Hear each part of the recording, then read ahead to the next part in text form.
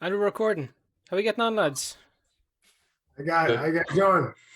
Jeez, lads, we have one of the meanest men on the planet. Today Christ. we're joined by Chuck Liddell, if you didn't figure it out. How you getting on, Chuck? I'm doing good, man. Life is good. That's all you can ask for. Oh, Chuck, man, you're on our podcast. Life is better than good right now. Life is fucking terrific at this exact moment in time. Shit. There you go. All right. So yeah. To be fair, I didn't really know you were going to be on till maybe 2 days ago. So, big surprise for myself the other day. So I decided to give myself an opportunity to catch up on you, and I watched the podcast with Adam Ray. How did you guys get that thing started? Honestly, guy that books us, this guy named Ari, books me for podcasts. Calls me every once in a while for interviews and stuff. And he said, "Hey, man, you ever thought about doing one?" And I guess Adam was looking to do one, do another one. He's done a lot of them, and I never done it. I said, I'll check it out, I'll try it out. He talked me into coming down, and it flowed real well with Adam. He's funny. I never seen his stand up. I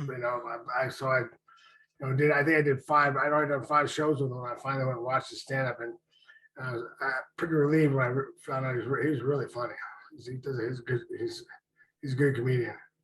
Yeah. I love his little impersonation of you for the ad reads. That's something. Yeah, he's funny. Yeah. He's a good dude. So this is a bit different to that, obviously. Were you guys in studio when you recorded this? Yeah, we do. We try to do it in studio as much as possible with people. I mean, we have some of our guests are Zoom, but just because of the times. But me personally, I like if I can to be out. I like being in studio too. Mm. I'm not a big fan of talking over the. Well, this is better than radio interviews where you're doing that on phone interviews, but you can at least see someone and you see reactions, and you can, we can talk a little bit before the interview, a little bit after. Because I always had a thing with you can just call in. I go, nah, I'd rather go down to the station and meet the guys before we get on set. And it was a lot of times too, they know if they got a good personality and they want to make fun of me or joke around with me. If they met me before, they realize we can have fun. We can have fun with it. Otherwise, if they haven't met me, they're worried about me. We get mad. They don't want to do anything. I was thinking some lad would have to have balls of steel to try and make fun of you. I mean, that's why I like to meet him, because then they know we can go play back and forth and have some fun. I want them to have be fun and have a good time. So you get a little rapport before you actually go on. So if I've never met the guy, you get on there on a phone like that. It's just a weird interview for me. Did you think when people haven't met you before, they'd be a bit intimidated from knowing about you? What's that?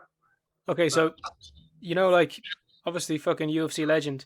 So when people have heard of you but haven't met you yet, do you think they're a bit intimidated?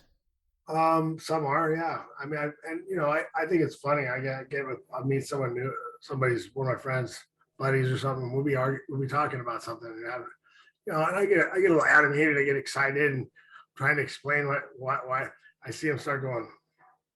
I was getting nervous, and I'm like, oh man, look, I'm not gonna hit you. If I hit you, your mom's gonna ask me why I waited so long. That's how big a dick you're being. Dude, I can actually imagine that now. Sometimes you have a friend, you might punch on the shoulder. Man, if you do that, someone's shoulder's coming off. In fairness, because you've been in that situation before. Yeah, that's rough. I get that. Oh no, I after I did that to Jason Ellis on a show. I hit him in the shoulder. Everybody, so many people ask me that now. Can you hit me? Can you hit me? For a long time, I get people always want to hit me to hit them. But no, I can't do that. Yeah, that's a weird thing. It's a weird request. Well, it's one of those things. I had that one. I did want, but I got sued a while back for I choked a guy. He asked me. He said he let me put a rear naked, and he said I couldn't choke him out in 20 seconds. I'm like, okay. He's like, I can hold my breath longer than that. I'm like, I'm not cutting your breath off. It's your blood. But okay. So I put him to sleep. About 2 seconds. And then we finished. He was friends with a buddy of mine. We played pool the rest of the night, and we were in Hawaii at the time, and then we went home, and then I got a call from the UFC that some guy was calling me up to sue me. So long story short, my lawyer asked me not to do that anymore. Smart. It's funny. Sound advice. Yeah, good advice. You should keep that guy. When he said that, I can't help but remember a video I seen of John Jones doing that to a guy. I hope you don't sue him. That's just fucking stupid. Hey, would you choke me out? That's the thing. The guy, he said, "Well, we can win this, but it's gonna be. It's like, it's a pain to have to defend it. That's all." Yeah. Yeah. What can you do? I suppose when you have that kind of reputation, they'll try to sue you over anything. Yeah. And That's how the story goes.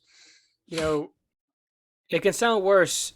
Like if someone said I choked him out, it's a bit different to saying Chuck Liddell. There's a bit of a difference. Yeah. But besides choking lads out and getting sued for it, after fighting, you've obviously done a fair bit of acting. That's a big jump, and in fairness, not a lot of UFC fighters move on to acting. I know Michael Bisping has, or GSP. But what made you move towards it?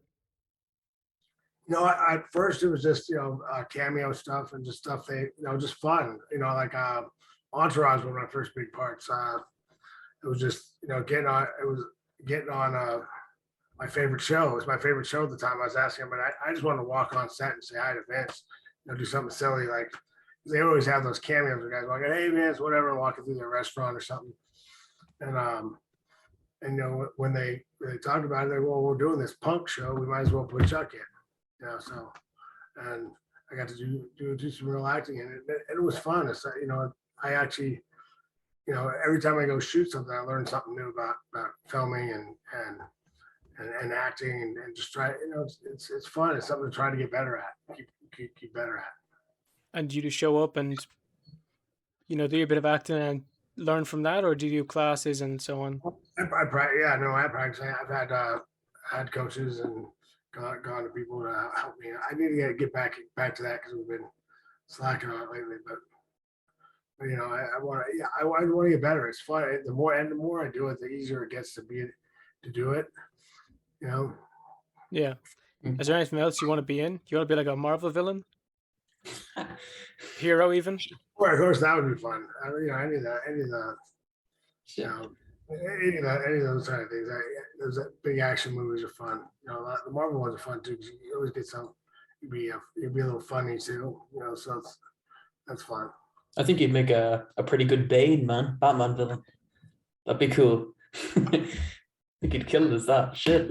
I was thinking more so the Spider-Man villain. Rhino. Oh yeah, like cool. He's that Jack guy with the horn on his head, or he's in like a big suit. That's fun. Come on, pitch this to Marvel. The Spider-Man movie coming out, like. Yeah, but Shit. yeah, obviously it's a big leap, and you started off just want to do cameos, and then. Well, that's just how I got into it, and then as I got bigger parts, it was I really liked it. It was one of those things. People, how long are you gonna do movies? As long as it's still fun, as long as I still enjoy it, and I have a good time, and it's fun getting in there and working and learning a role and going and trying to perform. Yeah, you did right. I mean, we had Francis Ngannou was in Fast and Furious, the film recently got blown up. That was pretty fun. I mean, I can see yourself getting blown up, Chuck. It'd be pretty good now, to be honest. Yeah.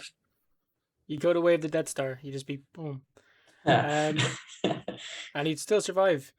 Yeah, the stunt guys, man, those guys are nuts. But it's fun working with those guys. I did Cradle to the Grave, and the fight scene we did there was took 10 days to shoot it. But we used to sit around. The cool part about it was we sat around, had a lot of time sitting around set, talking to the stunt guys. And those guys are absolutely nuts. But they're my kind of people. I've been on set for full body burns before, and those guys are fucking crazy. Like they don't pay you that much to set yourself on fire, but they do it. Oh yeah, they're a different breed, man. They're fun guys to be around though. Yeah. Absolutely. Yeah, we had a guy on before, Keanu Lamb, And he did so many massive movies, but he'd never been interviewed before, and it kind of made me think like these stunt guys don't really get the attention they deserve. Oh yeah, no, they do. The stuff that they, man, those guys. So that, yeah, the stories I heard about some of the stuff those guys do, it's crazy. Yeah, well, Wild. it's a bit The shot, make it look good. it's a bit like fighting in a way where it can be super dangerous, but you can go places with it. So we were talking beforehand, and we said we'd ask you for an old story time. How did Chuck get into UFC? How did you get into fighting in the first place? Well, I mean, I was kickboxing. Doing after wrestling, I started kickboxing, which I kind of fell into that. Like it was one of those things. My buddy was kickboxing, Alfie Alvarez, and I went to watch him kickbox. Went to the weigh-ins, and his coach was a promoter of that fight, and he comes up to me and says, "Hey, Alfie says you're pretty tough. You want to fight tomorrow night?" I'm like, "Sure, why not?" And I'd never done kickboxing. I was a karate guy growing up, wrestled in college, and then high school, and college, and then so he's like, yeah. So I went to weigh in, and they were going to put me in and the commissioner goes, "How many fights you got?" I'm like, "I don't have any. I haven't fought yet." And they looked at Nick like, "What is wrong with you?" Like the guy I was going to fight was like 15-0 or something. It was the main event. So you can't take a guy off the street and make him. And so but I was really disappointed. So Nick said, well, hey, I'll put you on the next card. Why don't you go home and train? And I'd actually just met the week before, like right before I left, I met John Hackelman, who became my trainer for kickboxing. He'd give me his card. He'd sparred and he'd give me his card. It said world champion kickboxer on it. So I'm going to go kickbox. I should go train with this guy. So short of that story, I went and trained with him. So then I had 22 kickbox matches. And then Nick came up to me again and said, "Hey, Alfie says you're a pretty good wrestler. Do you want to do a mixed fight?" I'm like, "Why not? Let's do it." So I did. It was an open hand striking mixed fight. I hit the guy with a kick, the head kick, knocked him out at the Orleans Hotel in Vegas. And then some guy in the stands goes, "Hey, you want to fight in the UFC?" He got me on as an alternate to a tournament in UFC 17, and that was I found love with the sport, and that was now here we are. Yeah, I'd say that was a crazy journey because you kind of just fell into it. Yeah, just kind of. I would say I just got lucky. Right place, right time. I guess I just, I got an opportunity and took it and ran with it. Yeah. Do you think something like that could still happen in the UFC today, or do you think lads have to be like proper, well-trained, well-versed martial artists to get in? I was a well-trained. I've been doing martial arts since I was 12. I'm not undermining what like you. I'm just saying like, do you think they have to be like, I don't know, they already have to have like a fighting career beforehand, like a professional mixed martial arts career? Well, I mean, yeah, you got to work your way up. There's places to work your way up to get smaller shows, and you're not gonna have a lot of guys. I mean, sometimes that's the hard thing when guys come over from another sport. You come from crossover from wrestling, or you get thrown into with the big dogs right away. You need a little time to get better and get a little, polish your learn jiu-jitsu and learn your striking. Well, a lot of guys, even the wrestlers nowadays, they all do jiu-jitsu too. A lot of them. Do you think the level of competition has gone up since you were fighting in the UFC? Well, yeah. Well, there's more people out there doing it. There's more. It's like when I was out there, everyone was coming from one discipline or another, and then trying to learn the other two. So I break it down into striking, ground, and then in between. So wrestling, getting to ground, up or getting back up. So everyone was coming. One of the advantages I had coming in is I had two. I was a wrestler and a kickboxer, and then I just was learning jiu-jitsu. So I had to, but we had to learn how to mix it, and we had to learn how to train it. Now guys are coming in since they're a kid, learn how to jiu-jitsu, learn how to wrestle, learn how to strike, and they have people that know how to mix it, know how to train it. Was that train? You got strength and conditioning coaches and nutritionists, and people know how to put it. Good gyms that know how to put it together from the start. So, yeah, I think you should. People will keep getting better, and it's one of those things. It was a sport that if you weren't evolving all the time, you weren't. You're going to get left behind. And I think. It's just now you can start so much younger and start learning, and just should be better and better. Yeah, like just go on. I say because there's so many different styles of fighting now. You have sambo, jiu-jitsu, judo, and everything seems to work, and something works for one guy and it works for another guy. You have kids wrestling with bears who are now retired veterans of the sport, and you have crazy Irish guys that go from working on a building site to being this phenomenon of the sport. It's crazy, man. McGregor used to be a plumber, and that blows my mind, because he was training really hard, but it took a while before anything happened. Like he was at a seriously rough stage where like his parents were offering him money to just like give it up and try to sort himself out with like a normal gig, but he kept going for the fighting. It looks like it worked for him anyway. Oh yeah, no. There was a point when I was deciding when I was kickboxing that I had a college degree, I had an accounting degree, and my grandma was like, "You got to get a real job. You got to quit doing that fight stuff." I was bartending and fighting, and I decided to start. I tried that mixed fight and said, "Nah, I'm going to give this a try for a while," and it worked out for me. So what did you study? What? Accounting. Accounting. Degree in accounting from Cal Poly. We could have had Chuck the accountant instead of Chuck the fucking legend. Jesus. I got paid a lot of money to do what I love for a living, so I got very lucky. So I love my job. So when you used to walk into the octagon, did you go in there with like an accountant mindset, or what was how did that help your? Well, I'm a very calculated fighter, if that's what you're asking. I was always trying to figure out how to set a guy up and how to land, how to get him, watch what they're doing, and how to set up something. There's always things I was looking for them to do to try to set them up. That's one thing I do notice in the difference between amateur and professional. Like with amateurs, they're just fighting, like they're going at it, and whatever happens, happens. With professional fighters, you see a lot of like setting up stuff, and trying to find the right moment to get what they want to get done. So yeah, that's interesting. Because you were saying you're pretty calculated as a fighter. Yeah. So, you fought big man Tito Ortiz back in the day, and he's off to fight Anderson Silva. What do you think of that whole thing? In a boxing match, he's going to be outclassed. Way outclassed in boxing. Because his striking is okay for wrestling when you have to worry about him taking you down. But if you don't have to worry about him taking you down, his striking is terrible. So you think Anderson ragdolls him? Yeah.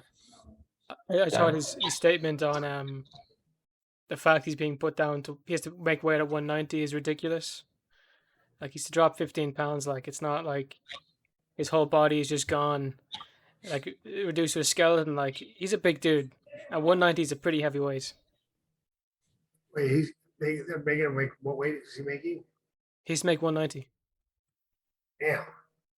Well, that's low for him. He was a big 205 pounder. Yeah. I think Anderson's going to win as well after watching that Hugo Chavez Jr. fight. But I don't know, man. What about you? You ever think about getting into one of these celebrity boxing matches between, you could fight the winner of this fight? I hate to say it, but one of the Paul brothers, man. Those guys making a lot of noise. That'll be interesting. I don't think they would fight me at all. But it's if someone offers the right offer, I'm not saying I wouldn't, but I'm pretty much retired. It's been time. Yeah. It's all right. But then you got people like Mike Tyson coming in his like mid-50s. Someone asked me, hey, I heard there. Someone say I got a call from one of the reporter guys that knows me. Because maybe I heard a rumor they're offering you $10 million to fight Mike Tyson. I said, if for $10 million I'll fight Mike Tyson and Roy Jones Jr. at the same time. Shit. Yeah, fair. But I said, yeah. No one's talked to me about that, but thank you. When you were a young lad, didn't your grandfather say that to you, that you could have bet Mike Tyson? My grandpa said, I always said it. I said it. I made some stuff when I said it, but I said, like, look, my grandpa said when I was like 19, hey man, you could beat that Mike Tyson guy. And I just kind of laughed when I went, yeah, Bob, sure. He always thought I could do anything. So, but now I thought it was funny that nowadays it's a serious question, like who'd win a street fight, me or Mike Tyson. And I've heard your response about it before, but could I hear it again? In a street fight, I'm winning. I mean, if it's boxing, I mean, I got a puncher's chance, but he's still, Tyson's a bad man and a great boxer. So, but if it's a street fight, I will take. He's got one shot on the way in, and I'm taking him down, and then he's not getting up. I'd have to agree with you there, man. And I think it's also the point that a lot of people have against Jake Paul is that he's fighting these old wrestlers and MMA fighters in boxing, and not like if it was Ben Askren versus Jake Paul in MMA, I'm sure Ben Askren would have gotten him to the ground pretty quickly. He's fighting retired wrestlers, really. Pretty much. So is what it is. Well, I mean, the same thing with Woodley. Woodley's I mean, he's an okay MMA striker because you have to worry so much about him taking you down. If you don't defend him taking you down, you're going to be in trouble. So while you're defending that allows him to strike better and land some of those big bombs. But in boxing, you don't have that. It's going to have to. But I heard he's working hard. I mean, I'm interested to see the fight. Give a prediction. I don't know. I haven't seen Woodley just box without. I would want to see him move around before I said it. I know. I mean, Jake can punch, man. The kid can punch. Yeah, I saw you were at the Askren fight, weren't you? Askren was done. That was no early stop. He was done. I mean, they could let him punch him 2 or 3 more times, but that's all it would have been. Start up again. I hated seeing that fight because I suppose the joke was at the time that Askren was built like a bag of milk. Like he's going in there to be like a proper. Look, honestly, he looked like he did not get ready for that fight at all. He looked out of shape. Yeah, I wished he did more, because I wished he won. Because at the time I was like, I thought he would have tried to pressure him more and stay inside, put in his face, pushing around, snapping his head, moving around, hanging on him a little bit. But if you just stand out there and let him box you, you're in trouble. Yeah. I remember there was a whole thing online. People were saying that they would start a petition after the fight if he submitted him to give him more money than what Jake Paul was paying him. Yeah. Absolutely. I mean, why not, man? Yeah, they were going to pay for the fine and they were going to pay him more, and I'd empty the whole purse in that, to be honest. That's probably not a bad shout. So you're not a fan of that stuff. You wouldn't get involved in that. Well, I'm not. I mean, if they pay me enough money, sure. I mean, it's just go out there and fight a guy that's not really a fighter. Okay, perfect. How do you think you'd match up against Jake or Logan, for that matter? He's too small. He's too small for me. I mean, just the way someone punch. I mean, it's not. Yeah, no, I get you. I agree.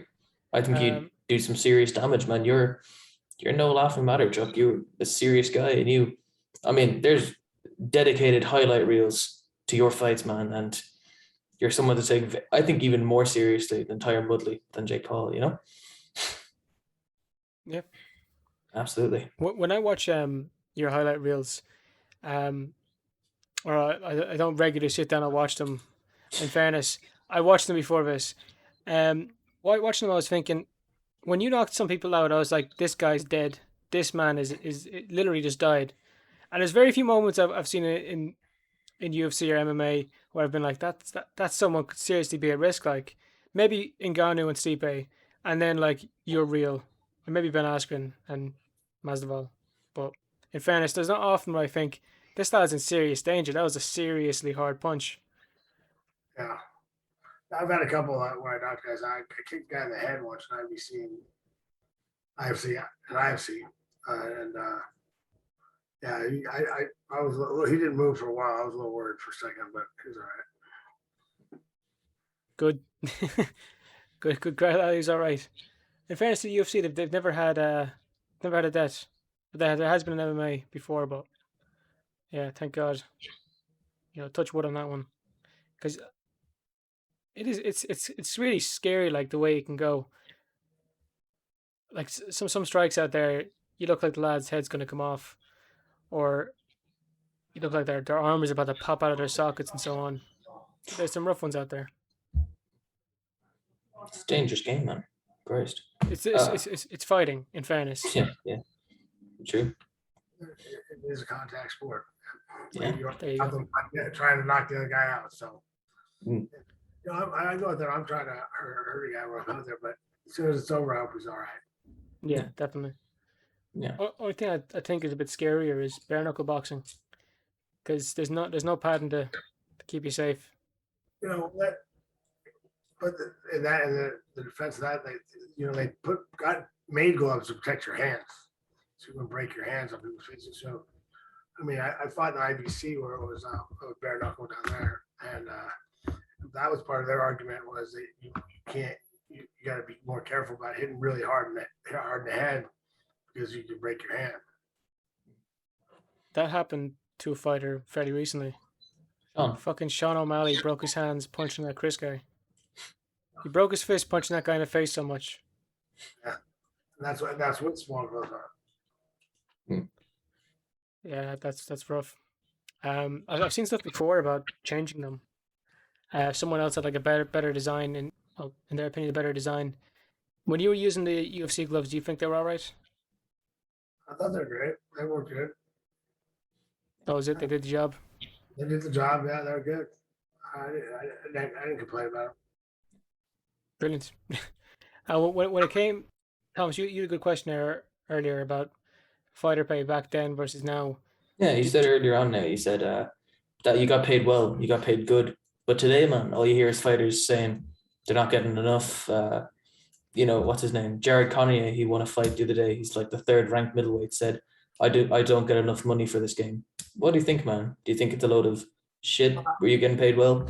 I don't know what, I'm really out of that part of it for a long time. I don't know what guys are making, because the thing is like what's in your contract and what is the commission says you get paid are two different things. There's other parts of the contract, there's other things you get paid for. So that it doesn't necessarily mean that that's how much they're getting paid. What is in the fight per fight. So I mean, it's just there's a lot of other things. There's a lot of other elements guys are getting, so you don't know exactly what they're getting paid. Sure. Yeah, I wouldn't have a fucking clue, but I hope you're getting paid all right. I'm always for. I'm all for guys getting paid better. So anytime, I'm all for everyone getting paid better. Dana Lorenzo, man, they and Frank, they built that sport. When I first started fighting, I got $1,000 to fight to beat all in a tournament, and then a home run back then was making $50,000 for a fight. Without if Dana Lorenzo and Frank hadn't come in and did what they did to blow the sport up, we wouldn't get paid what we're getting paid now. Yeah.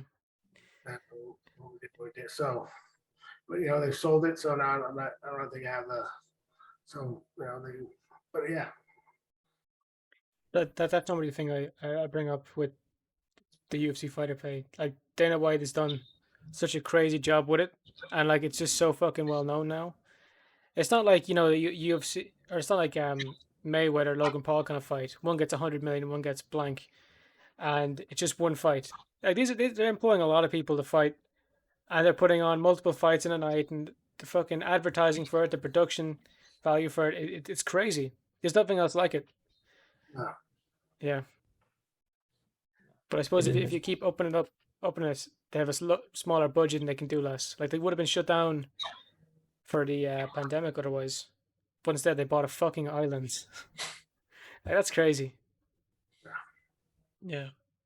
It is wild. Christ, man. I love UFC, man. I mean, like, seriously, man. And like, you helped, and a lot of people helped grow the sport, and it's huge now. Nearly everybody's heard of UFC, you know? It's wild. Well, you're credited for putting it on the map. So. Props to you, man. The first ever star of it, in fairness. And yeah, I had some more questions about your fights. You know, there's some fighters go in there with the trying to show that they're not scared or anything like that. Were you ever scared when you were in a fight? No. I always No. thought I could win. I always thought I was going to win. No matter what fight it was, who was fighting, I was confident I was going to win. Stone cold. Another thing I was worried about that, I was worried about how am I going to pick this guy apart, knock him out. Fair. Is there any fights you regret or any fights that you wish you did? Well, you know, I got all the fights in I wanted. I wish I did a couple of them earlier. I wish I had 2 more rounds in that Randy Silva fight. I wish that was like nowadays that would have been probably a 5-rounder. They didn't have that back then unless it was a title fight. Or I wish that had happened earlier when we both had the title. You know, and I wish Pride and UFC was able to negotiate a unification bout. But you know, I got to do all the fights. I wish a couple came a little sooner, but I fought everybody I wanted to fight, and I would every fight I lost, I would like another shot at it, but it is what it is, you know. Yeah. So you're happy with what you did? What do you think about the current state of the light heavyweight division, man? Do you like Jan as a champion? Think he's a good champion? What? Do you like Jan Blachowicz as the light heavyweight champion? I'm hoping Glover beats him in October, so then I'll really like the champion. And Next okay. year is my boy. So he used to train with me back in the day. So That makes sense. You know, it's not a fight. So looking forward to it. I'm looking forward to that fight. That's not mine. Yeah, I like Glover. He's a great fighter, and I think Jan's gonna put up a great fight. And what did you think of John, man, as a champion? Do you think he was a good champion? Think he served the division well? I mean, he got himself, in a lot of trouble. I mean, and it is what it is. I mean, he was out as a person. He had some struggles outside the ring. I mean, in the ring, people couldn't beat him. So yeah, it was interesting when he had to defend his belt against Israel. But I feel like Israel could have prepped a bit more for that fight. I don't think he put on any weight. But what can you do? He defended it well. He just wrestled Israel into oblivion. His first ever loss. So fair play to Jan on that front. Absolutely. And to John, man, John wants to move up and fight Ngannou. I don't see that fight going in John's favor, man. I think Ngannou's a scary looking dude, and I'm not sure there's many people on this planet that could beat him. Can't think of one person, to be honest. Or maybe one. Crazy. Maybe if you put Stipe and Cyril Gane in there at the same time. Shit. Did you think who do you think could take on Ngannou and actually beat the guy? I'm sure. I haven't been looking at the heavyweight class a lot. I think it'll be interesting to see how he keeps on. He hits hard, he moves good, stopping takedowns good. So we'll see. But I mean, I'll wait to see a few more wins before we get so happy with it. Yeah. You know? Sure. Is that right? Absolutely. No, yeah, he's a force to behold. But I suppose after a certain point, like the lads get big enough, the average Joe Schmo, like myself and Thomas watching them, are just like, oh, that's a beast of a man. That's fucking terrifying. But when you're watching like featherweight or something, you feel a bit better about yourself. They're a bit smaller. Yeah, yeah. There's some interesting fighters in there as well at the moment. You've got Jose Aldo making a big return. Yeah, I was a fan of Jose Aldo. I was watching since WEC. He was a great fighter. Yeah, I apologize for our lad coming over and doing that thing to him. Well, hey man, it is what it is. He came over. I think, and that's one of the ones I think he won in the shit talking. I mean, he got him pissed off because Aldo never runs across the ring like that. He always comes out, feels you out. He's like kind of like a Thai box guy. He feels you out for a round and then attacks. And that was good. It was a good job. What do you think about Conor, man? Are you a fan of him now? Did you watch the trilogy fight? Yeah, of course I did. There, I'm a fan. I'm a fan. I've never been a fan of his trash talking, but I get it. I understand it. I was saying, and I'm a big fan of his fight, and I like the way he fights. And that fight, I thought he was doing great. I mean, the biggest mistake he made was dropping to that guillotine from standing. As a striker, I used to tell my guys, my guys when I was training with them, if you're a striker or a wrestler, do not drop from standing. Do not drop to finish a guillotine. If you do, don't come back to the corner because I'm gonna hit you with a chair. Yeah. But I mean, if you drop to it, you better finish it. Now, unless you have, there's a couple guys that had who are really good jiu-jitsu guys that have good bottom game anyway. So I don't mind them dropping. But if you're more of a striker or more of a wrestler, I don't. From standing, I don't want you trying to get you. You hold a guillotine to get out of it, or if you want to finish it, put the guy back up against the cage and use the cage to crank it. But don't drop to it. And I think he was winning that first round until then. And then he lost the last part. And I think it sucks his foot broke like that. I mean, we missed out on at least another big round. That would have been another fun round to watch. We had to stay up in Ireland till 5 o'clock in the morning to watch that fight live, and for doing it in that way, I think we were so disappointed that we all just left. We were at a friend's house to watch it. We all planned to stay over and just sleep it out, wait for the morning. But we were all like, we just couldn't sleep. We're so pissed off. It just all went home, and I mean, it really sucked that that's how it ended. Yeah. Some weird ones like that. You're waiting for a massive fight and it ends in one round or it ends.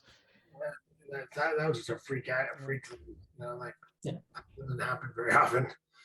Well, how do you react when you see people that tell him to retire, tell him he's finished? Like, do you agree with that? Do you think he's got another couple fights left in him? It's up to him. I mean, it's going to take a lot of will and him wanting to get past that. I didn't think Anderson Silva would come back either. But was one of those guys that puts his mind to it. I knew he could, but I didn't think he would. I didn't think at that point I didn't think he'd want to. But yeah, we'll see. Yeah, absolutely. Yeah, it's a weird thing. I gotta get going. So yes, that's all right. Thomas, you want to ask questions or you can put Trying to think. Yeah, man, I actually do have a good one. But what do you miss about it? I mean, you were a guy. It's everything about fighting. I miss hang out with the guys training. I miss go fight week. Go down and have after you're done with the full training camp, you're going out there just relaxing and having fun with everybody, fun off. And I definitely miss walking out there and fighting. The walk out and the fight. I love to get out there fighting. No bigger rush than knocking someone out in front of 14,000 people. Well, the crowds definitely make it worth living for. Yeah, it's something. Well, Chuck, number one, I still can't believe you got on. Number two, thank you so much for getting on. Well, my pleasure, guys. I appreciate it. If people want to check you out, Chuck, and follow you, where can they find you? Instagram, it's at Chuck Liddell. Twitter, at Chuck Liddell. Chuck Liddell on Facebook, so pretty easy. There you go. You know where to find him. If you got this far in the podcast, fair play to you. It was a hard one to miss. So take it handy. Good luck and bye bye.